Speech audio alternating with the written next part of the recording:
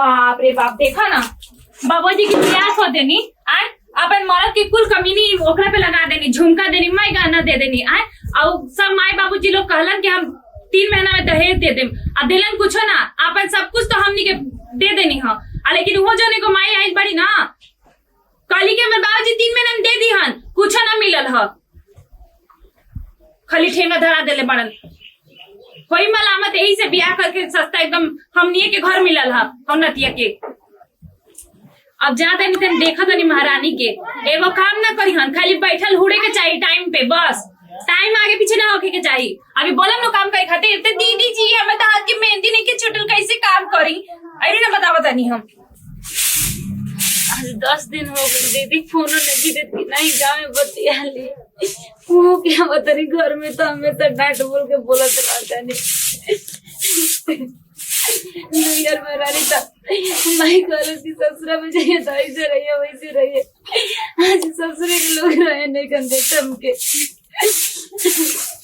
समझ में देखिए और की मम्मी लोग के कमा के कहाँ से पैसा दे न बाबू आवता न भाई आवता, एक वाली हाल समाचार लेवे कि कैसे बने कैसे नहीं की। अभी देखा था नहीं मोटकी भैंसिया खाली 4 हाड़ी खाली खाए के बा कब से झाड़ू देखा था नहीं अभी ये दिन से दूर मतलब झड़ाई है ना, कब से झाड़बे पूरा दिन लगा देबे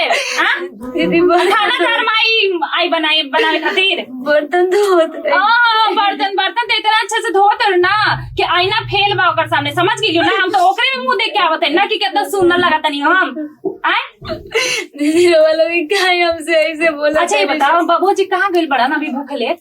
जरूर खेती गइल होई ओया खेत में आयन त का खायन तार करे जी रे मोटकी तार करे जी खायन रे भैया खाना के बनाई रे तार माई तार बाबू आके बनेगन दीदी वो के बना ना से ना दीदी हम बना देते चल जल्दी बना दे अजन बाकी बोले रही याद ना कि ना याद बैठे हो जाएगा चाहिए, समझ गेली ना कटलो सुन अजन कहले बनी ना याद बाकी ना कान खोल के तुम सुन ले, हो जाएगा चाहिए मतलब हो जाएगा चाहिए, बहुत दिन देख लेनी ठीक ना, अब नौटंकी कोनो ना चली, आके जब माई बनल बड़ो सबके दादी रानी कम बनाई का, समझ गेलो ना। भगवान हम कहने के लागत के लोग पैसा के पीछे इंसान के काहे लेकिन कदर कर, अरे पैसे ही सब कुछ हो गेला, जब पैसे सब कुछ बात गरीब के घर में बेटी काहे के देवेला भगवान जी, अरे जब बेटी देवेला तो धन काहे ना देवेला, ऐसा कुल पापी के मुंह भरे खातिर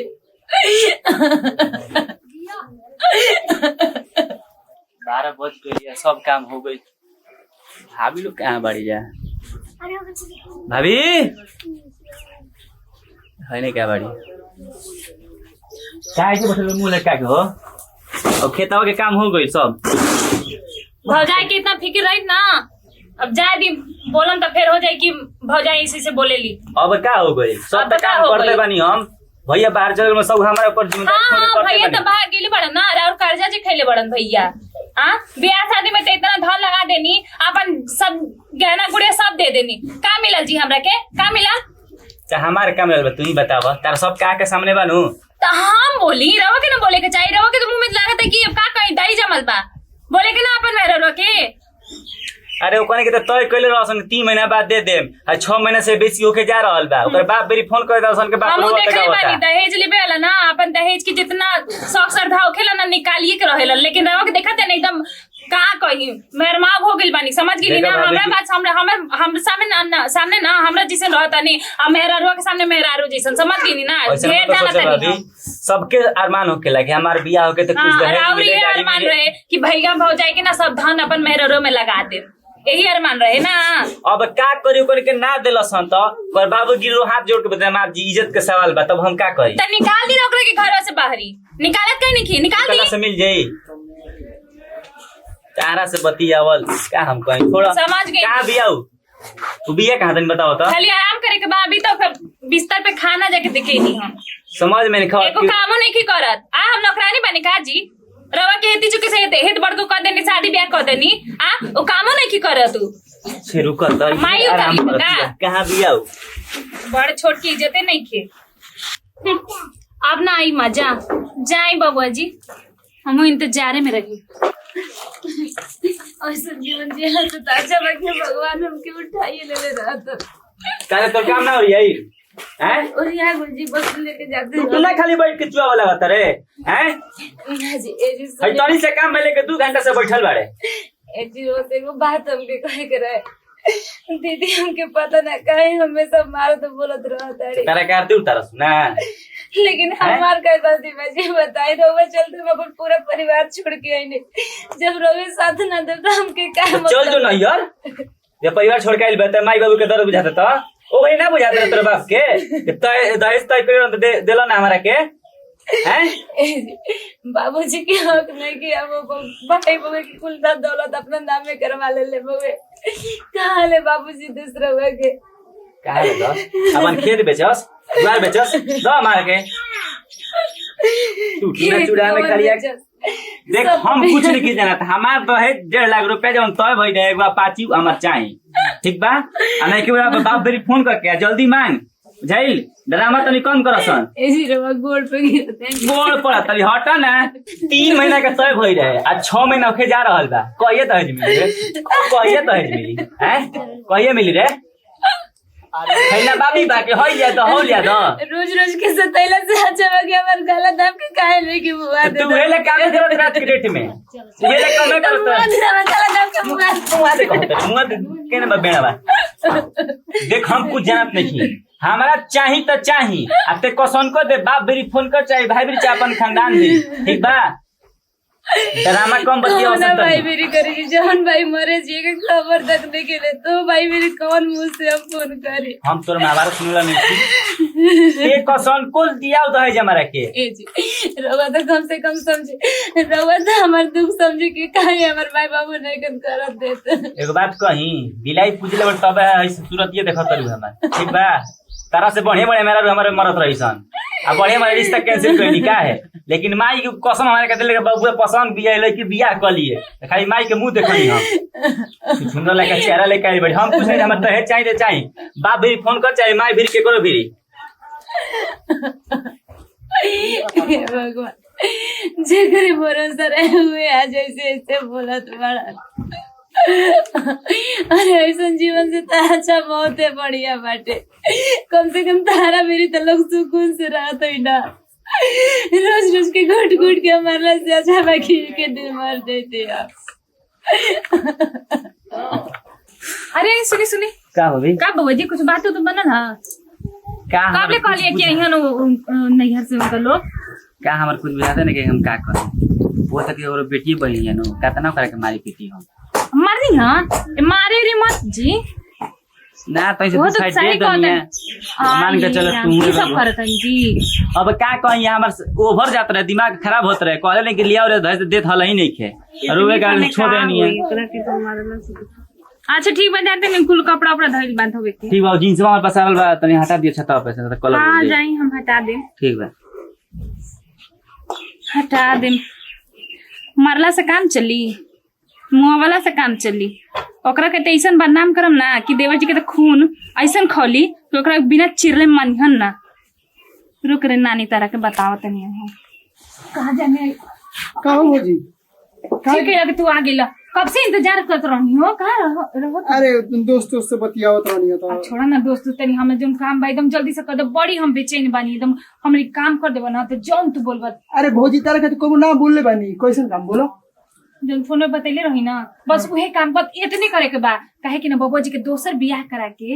हमरा के सूद अमूल दोनों निकाले के बा जानते बड़ा बबुआ इतना पैसा लगैनी उनकर बियाह में सोचने रही कि कुछ मिले तब बैंक में जमा करती तो 1 से 2 बढ़ी एबे जैसे तू सोचो तू वैसे न होई तू टेंशन मत ले हां वही बेस्ट प्लेस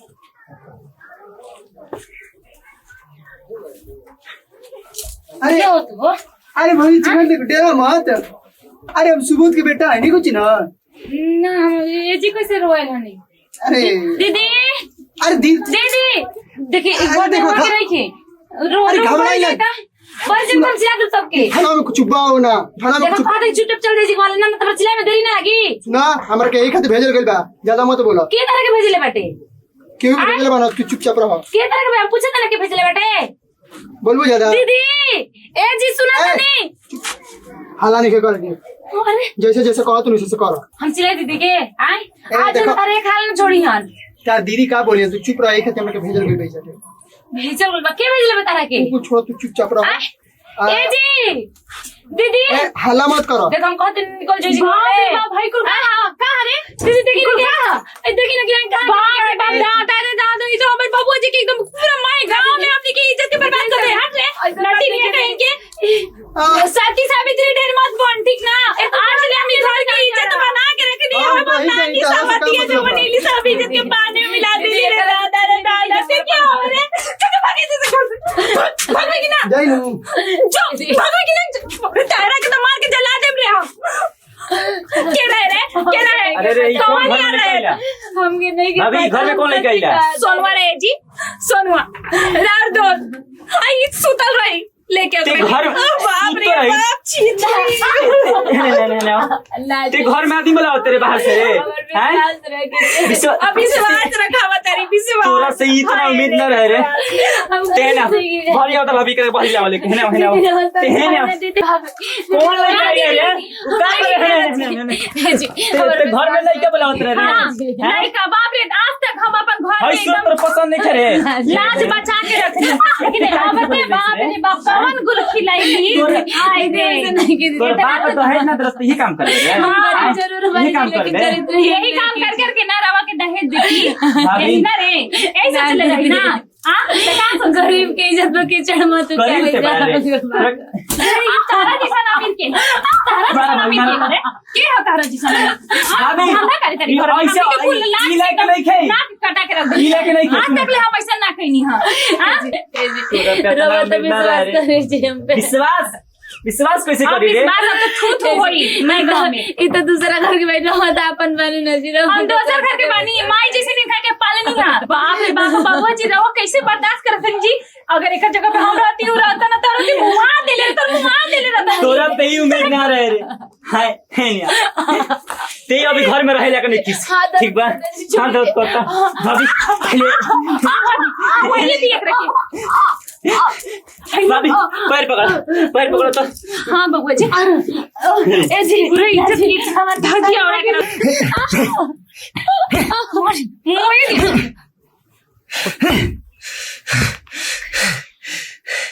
तोरा पे आता ना भरोसा के लिए रही रे हाँ ते गांव वाला के लइकन बोला कि इश्क लड़ाओ तने ना चार चढ़त रहे रे बता साला एगो तो फ्री में बियाह कइनी हाँ ऊपर से हंसता सही रे बहुत सहनी लेकिन बबुआ जी